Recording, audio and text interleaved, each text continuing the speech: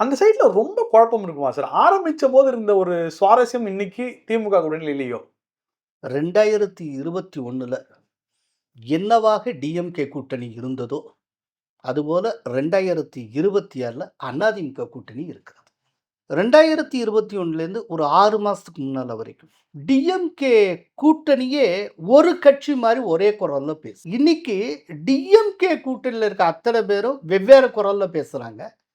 அதிமுக கூட்டணி ஒரே குரலில் பேசுகிறது. இன்னைக்கு மொத்த அதிமுக கூட்டணி ஒரு கட்சி போல ஒற்றுமையாக செயல்படுகிறது. அதே போல நீங்க பிரச்சாரம் பற்றி சொன்னீங்க. எடப்பாடியார் ரொம்ப பிரமாதமா பிரச்சாரத்தை செய்து கொண்டிருக்கிறார். நீங்க அதில் ஒன்று கவனிக்கணும். எடப்பாடியார் ரொம்ப ரொம்ப ஆரம்பத்திலேயே பிரச்சாரத்தை தொடங்கி விட்டார். எல்லாம் இப்பத்தானே ஸ்டாலின் ஆரம்பிச்சிருக்காரு. உதயநிதி ஸ்டாலின் இப்பத்தானே வெளியில வர்றாரு. ஆனால் எடப்பாடி பழனிசாமி பல மாதங்களுக்கு முன்பாகவே பிரச்சாரத்தை ஆரம்பிச்சு இப்போ அவர் 200 தொகுதியை கம்ப்ளீட் பண்ண போறாரு. மற்றவங்களுக்கு 200 தொகுதியை தொடர்றதுக்கு டைமே கிடையாது. இன்னும் 10 நாள் தான் இருக்கு.